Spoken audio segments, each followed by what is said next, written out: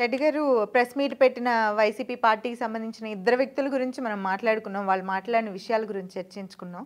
అయితే మూడో వ్యక్తి గురించి అసలు నాకు అదే డౌట్. మైక్ ఇస్తున్నా కూడా వద్దన్నారు. ఎవరు? వల్లభనేని వంశీ. ఏమంత భయపెట్టేశారేంటి మీరు? ప్రజలు భయపెట్టారు. చేసిన పాపాలు భయపెట్టాయి.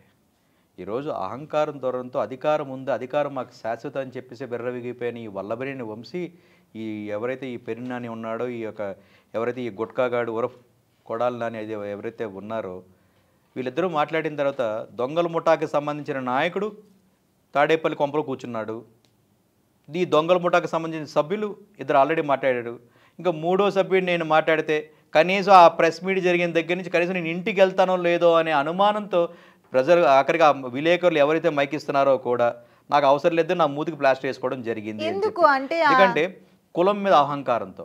మీకు ఇందాక కూడా చెప్తా ఉన్నాం, అది వాళ్ళని అడగాలి, మేము కాదు చెప్పాల్సింది.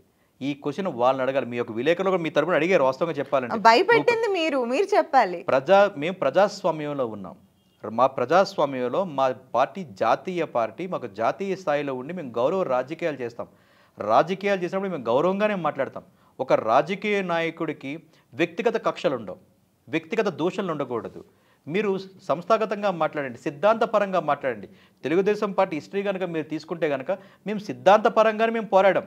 గతంలో రాజశేఖర రెడ్డి మీద కానివ్వండి, రోసయ్య గారి మీద కానివ్వండి, కిరణ్ కుమార్ రెడ్డి కానివ్వండి, గతంలో ఏ ప్రభుత్వం ఉన్నా కూడా, ఎందుకంటే చంద్రబాబు నాయుడు గారు అధికారంలోకి వచ్చిన తర్వాత రాజశేఖర రెడ్డి ముఖ్యమంత్రి అయినాడు.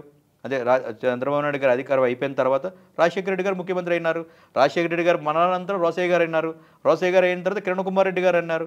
మేము ఏ రోజైనా సరే ఏ ముఖ్యమంత్రిని అయినా సరే మేము ముఖ్యమంత్రి గారిని సంబోధించాం. ఏ రాజకీయ పార్టీని గౌరవంగా మాట్లాడాం. ప్రజల తరపున మేము మాట్లాడాం. ఎందుకంటే అప్పుడు మేము అపోజిషన్ పార్టీలో ఉన్నప్పుడు ప్రజలు మాకు అపోజిషన్ ఇచ్చారు. అపోజిషన్ పార్టీ అంటే ఏంటి? ప్రతిపక్షం అంటే ప్రజాపక్షం. ప్రజాపక్షంగా మేము ఒక సిద్ధాంతపరంగా ప్రజల తరపున మేము మద్దతు తప్పించి వ్యక్తిగతంగా మాకు అవసరం లేదు కదా. ఒక రాజకీయ నాయకుడు కులం ఉండకూడదు, మతం ఉండకూడదు, ప్రాంత అభిమానం ఉండకూడదు, వీడు నా వర్గం వాడే అభిమానం ఉండకూడదు. అది తెలుగుదేశం పార్టీకి లేవు, మా నాయకుడికి లేవు. కాబట్టి మేము మా కక్ష ధోరణి మాకేముంటుంది? వీళ్ళు 2019 నుంచి 2024 వరకు అధికారంలో ఉండి ఏ విధంగా విర్రవిగిపోయారో ఒక విలేకరుగా మీకు తెలుసు. ఒక రాజకీయ పార్టీకే కాదు, మీ మీడియా మీద ఆంక్షలు లేవా? మీ మీడియా మీద దాడులు లేవా? ఒక స్త్రీమూర్తిగా మీరు ఏదైనా కనుక మాట్లాడితే, ఒక విలేకరుగా మాట్లాడితే మీ మీద వ్యక్తిగత దాడులు పేటీఎం బ్యాచ్ అనేది చెయ్యలేదా? దానికి సమాధానం మీరు కూడా బాధితులే కదా. ఈ 5 సంవత్సరాలు కూడా ఒక మీడియా కూడా బాధితులే. సామాన్యుడితో పాటు మీడియా రంగం కూడా విపరీతమైన దాడి కానివ్వండి, మాటల దాడులు కానివ్వండి, భౌతిక దాడులు కానివ్వండి, ఎన్ని దాడులు జరిగినాయి మీ మీద. 5 సంవత్సరాల్లో కూడా ఒక రాజకీయ పార్టీగా మా మీద కూడా, ఓకే, తెలుగుదేశం పార్టీ మీద ఎన్ని దాడులు జరిగినాయి 5 సంవత్సరాల్లో మీరు చూశారు. సాక్షాత్ ఆనాటి ప్రతిపక్ష నాయకుడి ఇంటి మీదకి కూడా రౌడీ మూకలు వెళ్ళి జోగి రమేష్ లాంటి వాడు, ఈ గుట్కా నాని లాంటి వాడు కానివ్వండి, ఈ వల్లభనేని వంశీకి సంబంధించిన వ్యక్తులు కానివ్వండి, దేవినేని అవినీతికి సంబంధించిన వ్యక్తులు కానివ్వండి, ఎంతమంది రౌడీల్ని ఆ రోజు ఒక ప్రతిపక్ష నాయకుడు, అది కూడా ఆ ప్రతిపక్ష నాయకుడు ఒక ఆదిలో Z+ category security NSG command సంరక్షణలో ఉండే వ్యక్తి ఇంటికి రౌడీల్ని పంపించిన ఘనత ఆనాటి వైసీపీ ప్రభుత్వానికి కాదా? ఈ గుట్కాగాల్ది కాదా? ఈ యొక్క వల్లభనేని వంశీది కాదా? అట్లాగే మా యొక్క పార్టీ కేంద్ర కార్యాలయం, ఒక పార్టీ కార్యాలయం అంటే ప్రతి ఒక్కటి ఒక దేవాలయం మాదిరి. ఎందుకంటే ప్రజల యొక్క సమస్యల కోసం మాట్లాడే ఒక చక్కని ప్లాట్ఫామ్ ఒక పార్టీ కార్యాలయాలు, అంతే కదా. మీకులాగా వెళ్ళి గెస్ట్ హౌసుల్లోనో దొంగ కుటీరాల్లోనే వెళ్ళి పుట్టే పార్టీ కాదు కదా. వైసీపీ పార్టీ పుట్టింది జైలు గోడల మధ్య నుంచి అక్రమ సంపాదించి పుట్టింది. కాబట్టి మీరు అక్రమంగానే ఆలోచన చేస్తారు.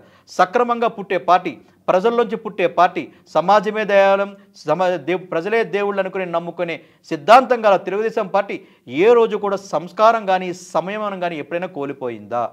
ఏ రోజైనా కక్షదానం చేశామా? నిజంగా కక్ష ధోరణి కనుక చేసి ఉంటే, మీరు అన్నట్టుగానే భయపెట్టుంటే గనక అసలు వైసీపీ పార్టీ అనేది పుట్టేదా? మీరు ఆలోచన చేయండి. వైసీపీ పార్టీ పుట్టింది చంద్రబాబు నాయుడు గారు ముఖ్యమంత్రిగా ఉన్నప్పుడే.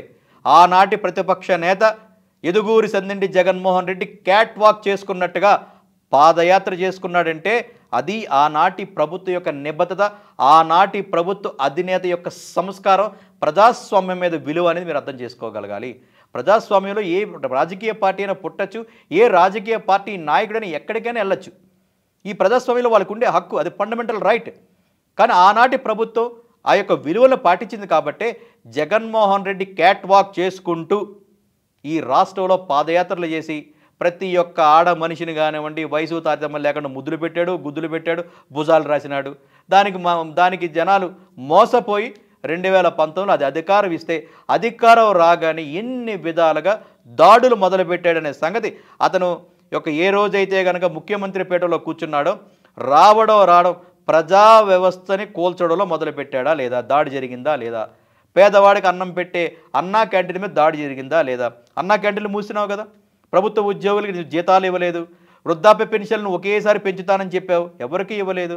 అట్లాగే ఏంట్రా బాబు ఇది ఒక అన్యాయం జరుగుతుంది, ప్రభుత్వం ఈ విధంగా ప్రశ్నిస్తుంది అని అంటే ప్రతిపక్షాన్ని నోరు మూయిపించే పరిస్థితికి ఆ రోజు వచ్చినాం. కానీ ప్రతిపక్షం ఎక్కడా కూడా కాంప్రమైజ్ కాలేదు.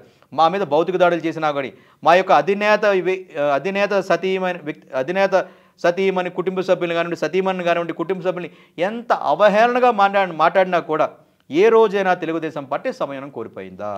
నిజంగా సంయమనం కోల్పోతే గనక వైసీపీ అనే కుక్కలు ఎవడైనా సరే ఆంధ్ర రాష్ట్రంలో రోడ్డు మీద తిరిగేవాడా? మీదెంతరా, మీ పార్టీ బతికెంతరా? ఒక కట్ట బియ్యం గనక మీకు ఇస్తే మీరు తినగా ఒక ఊరు మందిని తినే పరిస్థితి. అంత గుప్పిడి మంది లేదు, మీకు కేడర్ లేదు, బ్యానర్ లేదు, జోనర్ లేడు, ఒక జోకర్గాడు తప్ప. అట్లాంటి పార్టీగా తెలుగుదేశం పార్టీకి కుటుంబం ఉంది, 5 కోట్ల మంది జనాభా, 5 కోట్ల మంది తెలుగు వాళ్ళ అండ ఉంది, ప్రపంచంలో తెలుగు ప్రజల యొక్క అండ ఉంది. మా యొక్క కేడర్ కనుక అంటే ఈ వైసీపీ నాయకుడు నా కొడుకు కూడా రోడ్డు మీద తిరిగే పరిస్థితి ఉండదు. కానీ మా యొక్క నాయకుడు ఒక సంస్కారవంతమైన నాయకుడు, ఒక క్రమశిక్షణ నాయకుడు. మా అధినాయకత్వం ఎప్పుడు కూడా క్రమశిక్షణతో మెలుగుతుంది. తెలుగుదేశం పార్టీది ఒక ఫ్యాక్టరీ, నాయకులు పుడుతూనే ఉంటారు. చరిత్ర తీయండి, ఏ పార్టీలో ఉన్న ఇతరాతర పార్టీలు ఎవరైనా సరే, అది కాంగ్రెస్ అవ్వచ్చు, ఇతరాతర పార్టీలో కావచ్చు, ఏ పార్టీ అయినా సరే మూల స్తంభం పునాది తెలుగుదేశం పార్టీ నుంచే మొదలవుతుంది. ఎందుకంటే ఇక్కడ క్రమశిక్షణ నేర్చుకుంటారు కాబట్టి ఇతరాతర పార్టీలోకి వెళ్ళారు. ఓకే, వాళ్ళ యొక్క స్వలాభాలతో పార్టీ మారడం తప్పలేదు, కానీ ఒక ఉన్నత స్థాయిలో అయితే ఉన్నారు కదా. కానీ అది మూలం తెలుగుదేశం పార్టీ కదా, అది తెలుగుదేశం పార్టీ యొక్క ముఖ్యం. అంతేగాని దాడులు చేయండి, ప్రతిదాడులు చేయండి, ప్రతిదాడి అయితే కనుక ఇంకా మనం మిలిటరీతో సమానం. ప్రజాస్వామ్యానికి ఏం విలువ ఇచ్చినట్టు? వాళ్ళు మా మీద ఎన్ని దాడులు చేసినా, మా పార్టీ కార్యాలయంలోకి వచ్చి మా మీద దాడులు చేసినా కూడా మేము మౌనంగానే భరించాము, చట్టపరంగానే మేము పోయాం తప్ప చట్టాన్ని చేతిలో తీసుకుని ఉంటే కనుక ఈరోజు అధినాయకుడితో సహా ఎవ్వడూ మిగిలేవాడు కాదు. అలాగే ఇప్పుడు ఈరోజు రెడ్డి గారు ఇక్కడ మీ మాటకు అడ్డం వస్తున్నాను. మీరు అన్నది కరెక్టే. ఇందాక మీరు కొడాలి నాని విషయంలో మాట్లాడుతూ కూడా మీ అధినేత సతీమణిని దుర్భాషలాడారు, ఆవిడని అవమానించారు అని అన్నారు. వాళ్ళలో కరెక్టే, ప్రపంచం చూసింది కదా. వాళ్ళలో రెండో వ్యక్తి వల్లభనేని వంశీ కూడా ఒక ముఖ్యమైనటువంటి వ్యక్తి. భువనేశ్వర్ గారిని అన్న మాటలు ఆ రోజున అధికారం ఉన్నప్పుడు మరి అంతలా పేటరేగిపోయి అవాకులు చవాకులు పేలిన వ్యక్తి ఈ రోజు నోరు కట్టేసుకుని మైక్ కూడా తీసుకుని ఒక్క మాట కూడా మాట్లాడలేదంటే అది ఏంటి రీజన్ అని మాకు అదే చెప్తాం. అప్పట్లో రాజారెడ్డి రాజ్యాంగం నడిచింది. అప్పట్లో 2019 నుంచి 2024 వరకు భారత రాజ్యాంగానికి వ్యతిరేకంగా దాదాసాహెబ్ అంబేద్కర్ రచించిన రాజ్యాంగానికి వ్యతిరేకంగా రాజారెడ్డి రాజ్యాంగం అక్కడ నడిచింది. అక్కడ ఉండేది జగన్ గ్యాంగ్. ఆ 5 సంవత్సరాలు ఆ పరిపాలనతో విచ్చలవిడితనంగా ప్రజాస్వామ్యం ఉన్నదని మర్చిపోయి, అయితే ప్రజాస్వామ్యం ఏంటి, మేము ఏదైనా మాట్లాడతాం, మాకు ఇక్కడ ఉండేది మా రాజ్యాంగం, ఇక్కడ రాజారెడ్డి రాజ్యాంగం, మేము ఏదైనా సరే తీసివేతలే అనే రాజ్యాంగంతో 5 సంవత్సరాలు వాళ్ళు పరిపాలన ఇచ్చారు. ఈరోజు మీరు మైక్ ఇస్తుంటే కూడా మాట్లాడలేదంటే ఇది అసలు సిసలైన రెడ్ బుక్ రాజ్యాంగం. ఇప్పుడు మీకు ఈ ద్వారా తెలియజేస్తా, రెడ్ బుక్ అని చెప్పి ఆ ఎర్రుడు ప్రతిసారి చెప్తా ఉంటాడు. వీళ్ళ యొక్క యజమాని ఎవడైతే ఉన్నాడో ఎదుగూరి సందిని జగన్మోహన్ రెడ్డి ఉరఫ్ ఇప్పుడు జగన్మోహిని రెడ్డి. ఆ జగన్మోహిని రెడ్డి ఏం మాట్లాడుతుంది, రెడ్ బుక్ అంటాడు. అవునరా, రెడ్ బుక్. ఆ రెడ్ బుక్ అర్థం ఏంటో తెలుసా? గౌరవ దాదాసాహెబ్ అంబేద్కర్ రాసిన రాజ్యాంగంలో రెడ్ లెటర్స్ ఉన్నాయి. చట్ట వ్యతిరేకంగా మీరు ఏ పనులైతే చేస్తారో, చట్టాన్ని మీ చేతిలో తీసుకొని మీరు దురాక్రమణ చేస్తారో దాంట్లో కొన్ని ఆర్టికల్స్ రెడ్ లైన్స్ ఇచ్చారు. ఒక స్త్రీమూర్తిని ఏ విధంగా హింసిస్తే ఏ శిక్ష వేయాలి, ప్రజాస్వామ్యాన్ని మోసం చేస్తే ఏ శిక్ష వేయాలి, అవినీతి సంపాదన ఏం చేస్తే అవినీతిగా సంపాదించిన డబ్బులు చేస్తే ఏ శిక్ష వేయాలి అనేది ఆ యొక్క రెడ్ బుక్లో రాయడం జరిగింది. ఈరోజు మాకు ఇక్కడ రెడ్ బుక్ పరిపాలన జరుగుతుంది. గౌరవ దాదాసాహెబ్ అంబేద్కర్ రచించిన రాజ్యాంగం బుక్ పరిపాలన జరుగుతూ ఉంది ఇక్కడ ఆంధ్ర రాష్ట్రంలో. ఆ ఆంధ్ర రాష్ట్రంలో ఆ పరిపాలన ఉంది కాబట్టే ఈ వల్లభనేని వంశీగాడు ఆనాడు మాటలు మాట్లాడిన శాసనసభలో మా యొక్క అధినేత సతీమణి గౌరవ భువనేశ్వరమ్మ గారి మీద ఒక స్త్రీమూర్తి అండి, ఆ స్త్రీమూర్తిని ఎంత అవహేళన చేశారో అనేది యావత్ ప్రపంచం చూసింది. అది మరువలేని మాటలు. ఎన్ని జన్మలు ఎత్తినా సరే, ఏ స్త్రీమూర్తినైనా సరే, ఏ తల్లినైనా సరే, మనం కూడా ఒక తల్లి కడుపునే పుట్టాం. ఆ తల్లి మన తల్లితో సమానం. అంత తల్లిని అంత గౌరవ స్థానంలో ఉంచాల్సిన తల్లిని ఒక హీనంగా మాట్లాడి ఈరోజు ఆ రోజు ఆ యొక్క రాజ్యాంగం బుక్ ఉంది కాబట్టి విచ్చలవిడితనంగా మాట్లాడినారు. ఈరోజు ఇక్కడ గౌరవ రెడ్ బుక్ అనే ఒక భారత రాజ్యాంగం రాసిన అంబేద్కర్ బుక్ గారు రాజ్యాంగం రాసిన బుక్ ఉంది కాబట్టి ఈరోజు మైకు తీసుకోవాలన్నా కూడా ఇది పడుతుందంటే ఇది ఈ యొక్క రెడ్ బుక్ యొక్క పవర్. సో కాబట్టే ఈ యొక్క వంశీగాడు అనేవాడు కానివ్వండి, ఈ యొక్క గుట్కాగాడు అయినటువంటి కొడాలి నాని కానివ్వండి, ఈ పెరినాని కానివ్వండి, ఆ ఆటిన్ రాణి అనేటువంటి బొడ్డు సుందరి, అట్లాగే ఒక బ్లూ స్టార్ నటి, ఆఖరికి తోటి నటీమటులు కూడా సిగ్గుపడే అంత బ్లూ స్టార్ సినిమాలు చేసిన బ్లూ స్టార్ కానివ్వండి, ఈ బ్లూ మీడియా కానివ్వండి, ఆ బ్లూ పార్టీకి సంబంధించిన అధ్యక్షుడు కూడా ఈరోజు మీడియా ముందుకు వచ్చి మాట్లాడలేకపోతున్నారంటే అది రెడ్ బుక్ పరిపాలన. అది మా గౌరవ దాదాసాహెబ్ అంబేద్కర్ గారు ఇచ్చిన రాజ్యాంగం బుక్ యొక్క పవర్ అనే సంగతి మీరు గుర్తించుకోవాలి. ఆడు గుర్తించుకున్నాడు కాబట్టి ఈరోజు కనీసం మాట్లాడడానికి కూడా నోరు అనేది కదపకుండా నేను ఏం మాట్లాడితే నాకు ఏదో వస్తుందని, కానీ మీ ద్వారా వాడికి హెచ్చరించి చేస్తూ ఉన్నాం. నువ్వు ఈరోజు మాట్లాడకపోవచ్చు, కానీ గతం జరిగినది గతహ అనే ఊరుకునే ప్రభుత్వం కాదు. మీరు చేసిన తప్పుకి శిక్ష అనుభవించాల్సిందే. ఆ శిక్ష అనుభవించడానికి మీరు రెడీగా ఉండాలని మీ ద్వారా హెచ్చరిస్తూ ఉన్నాం. Right, thank you so much.